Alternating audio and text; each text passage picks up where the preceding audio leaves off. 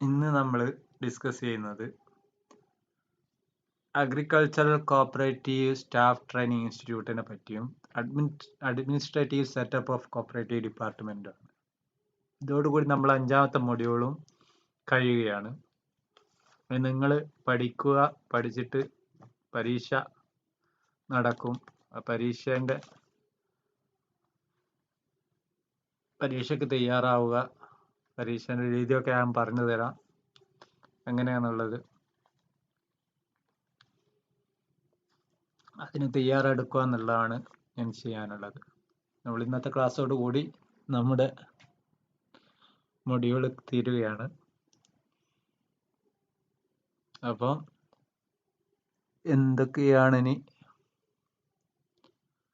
മനസ്സിലാവാത്ത കാര്യങ്ങളുണ്ടെങ്കിൽ അതൊക്കെ എന്ത് ചെയ്യുക, പേഴ്സണലി അറിയിക്കുക. പിന്നെ എക്സാം നടക്കുന്നതായിരിക്കും. നമുക്ക് ക്ലാസ്സിലേക്ക് പോവാം. Agricultural cooperative staff training institute. ഇത് എസ്റ്റാബ്ലിഷ്ഡ് ഇൻ 1992 1992 സ്ഥാപിക്കപ്പെട്ട ഒരു ഇൻസ്റ്റിറ്റ്യൂട്ടാണ് agricultural cooperative staff training institute. ഈ ഇൻസ്റ്റിറ്റ്യൂട്ട് എന്തിനു വേണ്ടിയാ?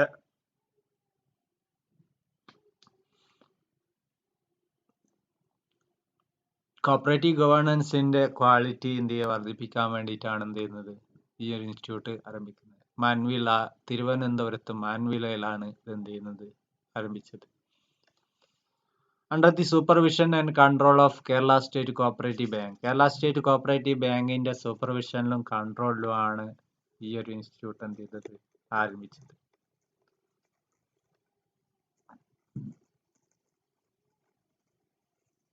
അപ്പൊ ഇതിന്റെ മെയിൻ പർപ്പസ് എന്താ നമ്മൾ പറഞ്ഞു, extending quality of cooperative governance. കോപ്പറേറ്റീവിന്റെ ഭരണത്തിൽ അതിന്റെ ക്വാളിറ്റി എന്ത് ചെയ്യുക, വർദ്ധിപ്പിക്കാൻ വേണ്ടിയിട്ടുള്ള പ്രവർത്തനങ്ങളിൽ ഏർപ്പെടുക എന്നുള്ളതാണ്.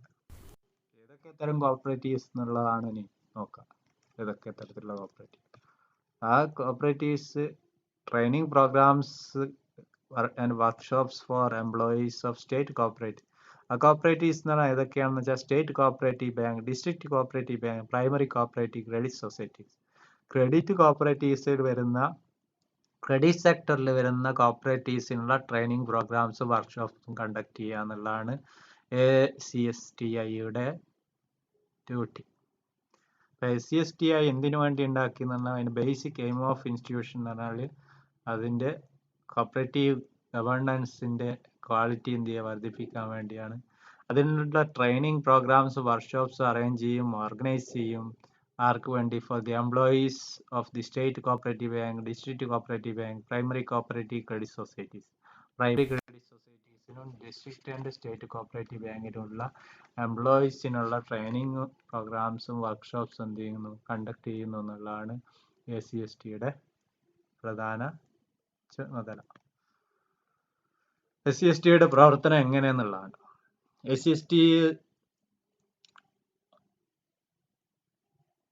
അതിൻ്റെ ഓപ്പറേഷണൽ പ്രോബ്ലംസിനുള്ള പരിഹാരം അതിനുള്ള ട്രെയിനിങ് പ്രോഗ്രാംസ് ഒക്കെ എന്ത് ചെയ്യുന്നു, കണ്ടക്ട് ചെയ്യുന്നു എന്ന് പറഞ്ഞു. And academic activities of the institute are short term നാച്ചുറലുള്ള അക്കാദമിക് ആക്ടിവിറ്റീസ് ആണ് അതിനുള്ളത്.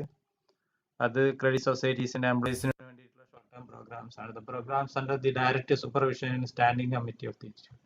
അത് ഡയറക്റ്റ് ആയിട്ട് സ്റ്റാൻഡിംഗ് കമ്മിറ്റിയുടെ സൂപ്പർവിഷനിലാണ് എന്ത് ചെയ്യുന്നത്, അവിടുത്തെ പ്രോഗ്രാംസ് കണ്ടക്ട് ചെയ്യുന്നത്. അതിൽ കമ്മിറ്റിയിൽ ഒരു പ്രസിഡന്റ് ഉണ്ടാവും, ചെയർമാൻ ഉണ്ടാവും, MCDCയുടെ നബാർഡിന്റെ ഒക്കെ റെപ്രസെന്റേഷൻ അതിൽ ഉണ്ടായിരിക്കും. Registrar is assigned to special invitee committee. Registrar special invitee ആയിട്ട് അതിൽ വരുന്ന ആളാണ്. Programmes are scheduled, calendar activities and primary agriculture credit societies given opportunity in advance for making nomination for participation. ഈ primary credit സൊസൈറ്റീസിന് എന്ത് ചെയ്യാം, അവിടെ പങ്കെടുക്കേണ്ട ആളുകൾക്ക് ഉള്ള പാർട്ടിസിപ്പേഷൻ എന്ത് ചെയ്യാം, നോമിനേറ്റ് ചെയ്യാം. അതിൻ്റെ കലണ്ടർ ആക്ടിവിറ്റീസ് എന്ത് ചെയ്യുന്നു, ഷെഡ്യൂൾ ചെയ്യുക ഒക്കെ ചെയ്യുക എന്നുള്ളത് ഈ കമ്മിറ്റിയാണ് ചെയ്യുക. പിന്നെ എന്തിന്റെ പ്രത്യേകത എന്ന് വെച്ചാൽ റെസിഡൻഷ്യൽ പ്രോഗ്രാംസ് ആണ്. All programmes are in residential character ആണ്. അതുകൊണ്ട് തന്നെ it will create sound base for HRD in credit society. Credit സൊസൈറ്റീസിൽ HRDക്ക് എന്ത് ചെയ്യുന്നു, സൗണ്ട് ബേസ് എന്ത് ചെയ്യുന്നത് പ്രൊവൈഡ് ചെയ്യുന്നു. For achieving the aim of cooperative education of KSU Kerala state cooperative യൂണിയന്റെ കോപ്പറേറ്റീവ് എഡ്യൂക്കേഷൻ എന്ന എയിമും അച്ചീവ് ചെയ്യാൻ എന്ത് ചെയ്യുന്നുണ്ട്, ഈ ഒരു സ്ഥാപനം കൊണ്ട് സാധിക്കുന്നുണ്ട്. ഈ സ്ഥാപനത്തിലും ഇപ്പൊ അടുത്ത് 2010 AICTEയുടെ അപ്രൂവലും കിട്ടിയിട്ടുണ്ട്. അപ്പൊ അവർക്ക് കോഴ്സുകൾ കണ്ടക്ട് ചെയ്യാനുള്ള അപ്രൂവൽ കിട്ടിയിട്ടുള്ള ഒരു സ്ഥാപനമാണ് ACSTI. Then next, administrative setup of cooperative department. എന്താണ് കോപ്പറേറ്റീവ് ഡിപ്പാർട്ട്മെന്റിന്റെ അഡ്മിനിസ്ട്രേറ്റീവ് സെറ്റപ്പിന്റെ അവസ്ഥ? നമ്മൾ പറഞ്ഞു cooperative movement in India government sponsored ആണെന്ന് പറഞ്ഞു. കോപ്പറേറ്റീവ് മൂവ്മെന്റ് ഇൻ ഇന്ത്യ എന്താണ്, ഒരു ഗവൺമെന്റ് സ്പോൺസേർഡ് കോപ്പറേറ്റീവ് മൂവ്മെന്റ് ആണ്. അതുകൊണ്ട് തന്നെ കോപ്പറേറ്റീവ് മൂവ്മെന്റിൽ ഡിപ്പാർട്ട്മെന്റ് അതിന്റെ അഡ്മിനിസ്ട്രേഷൻ എന്നുള്ളത് വലിയൊരു പങ്ക് വഹിക്കുന്ന ഒന്നാണ്. കോപ്പറേറ്റീവ് ഡിപ്പാർട്ട്മെന്റ് അതിന്റെ അഡ്മിനിസ്ട്രേഷൻ ഒക്കെ എന്തായിരിക്കണം, കോപ്പറേറ്റീവ് മൂവ്മെന്റിന് വേണ്ടി അതിന്റെ വളർച്ചയ്ക്ക് എന്ത് ചെയ്യുന്നു, ഉതകുന്ന ഒന്നാണ്. അതുകൊണ്ട് തന്നെ ഗവൺമെന്റിന്റെ movement moral and financial support of the government ആലാണ് എന്ത് ചെയ്യുന്നത്, കോപ്പറേറ്റീവ് മൂവ്മെന്റ് ഇന്ത്യയിൽ വളർച്ച പ്രാപിച്ചത്. As a result of department was established for registering the societies and look after its affairs. Department എന്ത് ചെയ്തു, ആരംഭിച്ചു for registering the cooperative societies. Cooperative സൊസൈറ്റീസിൽ രജിസ്റ്റർ ചെയ്യാൻ വേണ്ടിയിട്ടും അതിന്റെ അഫയേഴ്സ് ലുക്ക് ആഫ്റ്റർ ചെയ്യാൻ വേണ്ടിയിട്ട് എന്ത് ചെയ്തു, ഒരു ഡിപ്പാർട്ട്മെന്റ് ആരംഭിക്കുകയാണ് ആദ്യമായിട്ട് ഗവൺമെന്റ് ചെയ്തത്. അത് ഗവൺമെന്റ് ചെയ്തതോടുകൂടി കോപ്പറേറ്റീവ് ഡിപ്പാർട്ട്മെന്റ് നിലവിൽ വരികയാണ് ചെയ്തത്. കോപ്പറേറ്റീവ്സ് രജിസ്റ്റർ ചെയ്യാൻ വേണ്ടിയിട്ടുള്ള ഒരു ഡിപ്പാർട്ട്മെന്റ് ആരംഭിച്ചതോടുകൂടി കോപ്പറേറ്റീവ് ഡിപ്പാർട്ട്മെന്റ് അവിടെ എന്ത് ചെയ്തു, നിലവിൽ വന്നു. കോപ്പറേറ്റീവ് മൂവ്മെന്റിന്റെ പ്രത്യേകത എന്ന് വെച്ചാൽ അതൊരു ഡെമോക്രാറ്റിക് മൂവ്മെന്റ് ആണ്. അത് managed by elected leaders, whereas statutory and other development matters looked after by the cooperative department. അതിന്റെ ഡെവലപ്മെന്റ് അഡ്മിനിസ്ട്രേറ്റീവ് ആയിട്ടുള്ള സ്റ്റാറ്റ്യൂട്ടറി ആയിട്ടുള്ള പ്രവർത്തനങ്ങളൊക്കെ ചെയ്യുന്നത് കോപ്പറേറ്റീവ് ഡിപ്പാർട്ട്മെന്റ് ആണ്. ഡെമോക്രാറ്റിക് ആയിട്ടുള്ള കോപ്പറേറ്റീവ് മൂവ്മെന്റ് ആണെങ്കിൽ പോലും അതിന്റെ statutory other development matters are looked after by the cooperative department. അതുകൊണ്ട് തന്നെ together with the growth of cooperative movement, cooperative department എന്ത് ചെയ്തു, എക്സ്പാൻഡ് ചെയ്തു എന്നുള്ളതാണ്. കോപ്പറേറ്റീവ് മൂവ്മെന്റ് വളർന്നതിനനുസരിച്ച് എന്ത് ചെയ്തു, കോപ്പറേറ്റീവ് ഡിപ്പാർട്ട്മെന്റ് എന്ത് ചെയ്തു, വളർന്നു എന്നുള്ളതാണ് നമുക്ക് കാണാം. കോപ്പറേറ്റീവ് ഡിപ്പാർട്ട്മെന്റ് വളർന്നു എന്ന് നമുക്ക് കാണാൻ കഴിയും. കോപ്പറേറ്റീവ് മൂവ്മെന്റ് ഇന്ത്യയിലുള്ള കോപ്പറേറ്റീവ് മൂവ്മെന്റ് എന്താന്ന് പറഞ്ഞു. Cooperative movement government sponsored movement ആണെന്ന് പറഞ്ഞു. ആ movement moral and financial support of the government. As a result of department was established first for registering the societies and to look after its affairs. This is the origin of cooperative department in the country. Cooperative movement being a democratic one managed by elected leaders, where statutory and other development matters are to be looked after by cooperative department. So together with the growth of the cooperative movement and department is also expanding. ഇപ്പോഴുള്ള cooperative ഡിപ്പാർട്ട്മെന്റിന്റെ setup എന്താണെന്ന് പറയാം. അത് led by the registrar of cooperatives. അതിന്റെ ഏറ്റവും ഹെഡായിട്ട് പറയുന്നത് registrar of cooperatives ആണ്. കോപ്പറേറ്റീവ്സിന്റെ ഒക്കെ രജിസ്ട്രാറിനെയാണ് അതിന്റെ ഹെഡായിട്ട് കാണുന്നത്. Registrar had the key position. He is the chief executive head of the department. Cooperative department ഹെഡായിട്ട് അറിയപ്പെടുന്നത് രജിസ്ട്രാർ ആണ്. ഇയാളാണ് രജിസ്ട്രാർ ആണ് എന്ത് statutory authority for registering cooperatives, administrating cooperative society and liquidating the societies. Cooperative സൊസൈറ്റീന്റെ registration ആയിക്കോട്ടെ, administration ആയിക്കോട്ടെ, അതിന്റെ ലിക്വിഡേഷൻ പിരിച്ചുവിടുന്ന വരെയുള്ള പ്രവർത്തനങ്ങളൊക്കെ ചെയ്യുന്നത് ആരാണ്? കോപ്പറേറ്റീവ് രജിസ്ട്രാർ ആണ്. രജിസ്ട്രാറുടെ അധികാരമാണ്. ആ പവർ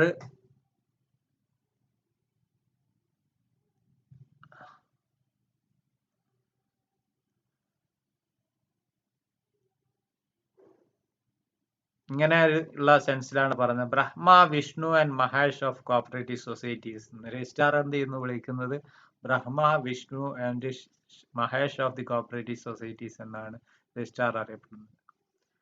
കോപ്പറേറ്റീവ് മൂവ്മെന്റിന്റെ സക്സസ് ഡിപ്പെൻഡ് ചെയ്തിരിക്കുന്നത് എത്രത്തോളം രജിസ്ട്രാറുടെ റോള് വഹിക്കുന്നുണ്ട് അതില്. Paid by formulating and executing policies formulate ചെയ്യുന്നതിൽ എക്സിക്യൂട്ടീവിൽ ചെയ്യുന്നതിലും എത്രത്തോളം ഡിപ്പാർട്ട്മെന്റ് പങ്ക് വഹിക്കുന്നു അതിനനുസരിച്ച് എന്ത് ചെയ്യുന്നു കോപ്പറേറ്റീവ് മൂവ്മെന്റിന്റെ വളർച്ച എന്നുള്ളതാണ് ഇന്ത്യയിലെ കോപ്പറേറ്റീവ് മൂവ്മെന്റ് പ്രത്യേകത.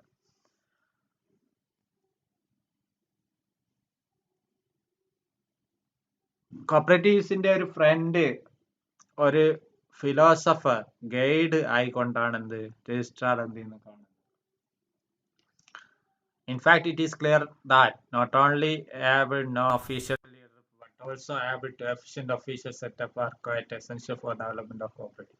കോപ്പറേറ്റീവ് മൂവ്മെന്റ് നോൺ ഒഫീഷ്യൽ ആയിട്ടുള്ള ഒരു ലീഡർഷിപ്പിന് പുറമെ ഒഫീഷ്യൽ ആയിട്ടുള്ള ഒരു ലീഡർഷിപ്പ് ആവശ്യമാണ് എന്നുള്ളതാണ്. ആ ആവശ്യമാണ് കോപ്പറേറ്റീവ് ഡിപ്പാർട്ട്മെന്റ് എന്ത് ചെയ്യുന്നത് നിർവഹിക്കുന്നത്.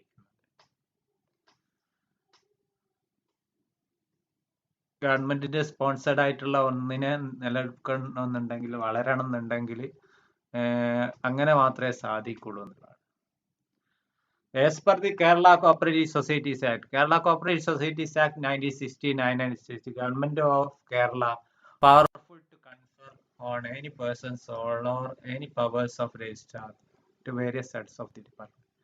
കേരള കോപ്പറേറ്റീവ് സൊസൈറ്റീസ് ആക്ട് 1969 അനുസരിച്ച് കേരള ഗവൺമെന്റിന് എന്തുണ്ട്, പവർ ഉണ്ട് ടു കൺഫർ എനി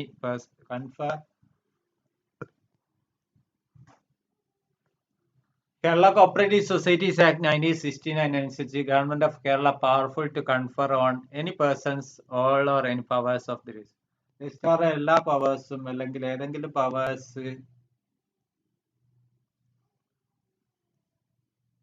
മറ്റു ഡിപ്പാർട്ട്മെന്റ് ഹെഡ്സിന് എന്ത് ചെയ്യാം, കൈമാറാം എന്നുള്ള ഒരു വകുപ്പ് കേരള കോപ്പറേറ്റീവ് സൊസൈറ്റീസ് ആക്ടിലുണ്ട്. അങ്ങനെ കൈമാറാവുന്നത് ആർക്കൊക്കെ എന്നുള്ളതാണ്. ലൈക്ക് ഡയറക്ടേഴ്സ് ഓഫ്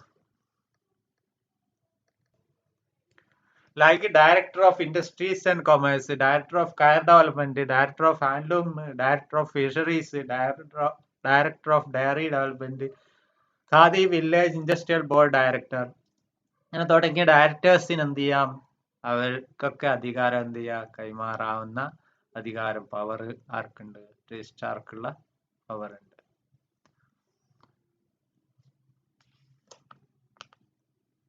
എന്താണ് സ്റ്റേറ്റ് ലെവൽ സെറ്റപ്പിന്റെ പ്രത്യേകത എന്നോട് നോക്കാം.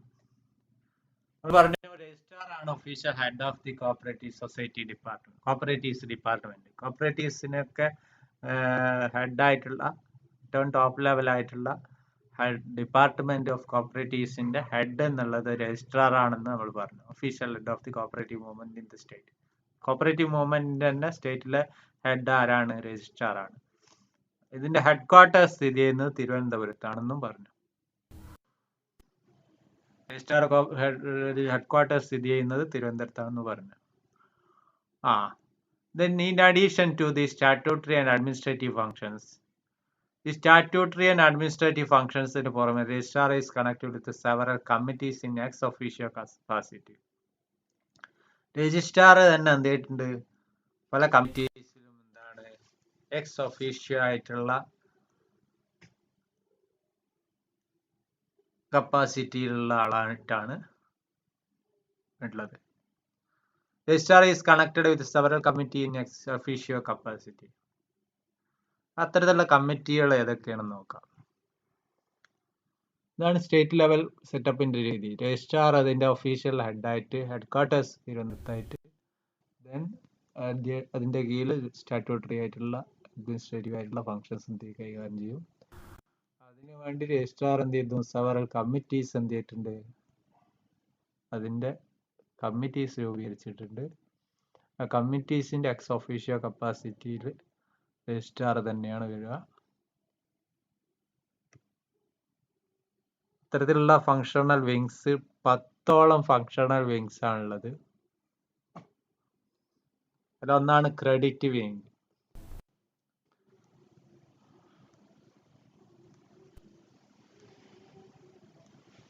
Under the charge of additional registrar and assisted by one assistant registrar with necessary staff. This section is in charge of all types of cooperative credit societies. എല്ലാ type cooperative credit സൊസൈറ്റീസിൻ്റെയും ചാർജുള്ള ഒന്നാണ് credit wing എന്ന് പറയുന്ന ഈ ഒരു wing. രണ്ടാമത്തേത് under the additional രജിസ്ട്രാറിന്റെ ചാർജിൽ തന്നെ ഉള്ളത് അസിസ്റ്റഡ് ബൈ വൺ ഡെപ്യൂട്ടി രജിസ്ട്രാറിന്റെ കീഴിൽ ഉള്ളത് ആൻഡ് അതർ ക്ലറിക്കൽ സ്റ്റാഫിന്റെ കീഴിലുള്ളത് തന്നെയാണ് in charge of audit of all types of cooperative society. എല്ലാ തരത്തിലുള്ള കോപ്പറേറ്റീവ് സൊസൈറ്റീസിന്റെ ഓഡിറ്റിന് വേണ്ടിയിട്ടുള്ള ഒരു വിങ് ഉണ്ട്. പിന്നെ ഉള്ളത് consumer housing and miscellaneous wing ആണ്. ഇത് അണ്ടർ ദി ചാർജ് ഓഫ് ഒരു additional registrar and assisted by one deputy registrar, 3 assistant registrar and other staff. The additional registrar is in charge of consumer cooperatives, housing cooperatives, hospital society. ഇവിടെ consumer cooperatives, housing cooperatives, അതേപോലെ തന്നെയുള്ള hospital societies and other miscellaneous type of non credit സൊസൈറ്റീസിൻ്റെ ഒക്കെ കാര്യങ്ങൾ കൈകാര്യം ചെയ്യാൻ വേണ്ടിയിട്ടുള്ള wing ആണ് ഈ wing, consumer housing miscellaneous wing. Then ICDP wing എന്ന് പറഞ്ഞിട്ടൊരു വിങ് ഉണ്ട്. എന്താ ICDP വിങ് എന്ന് പറഞ്ഞാല്?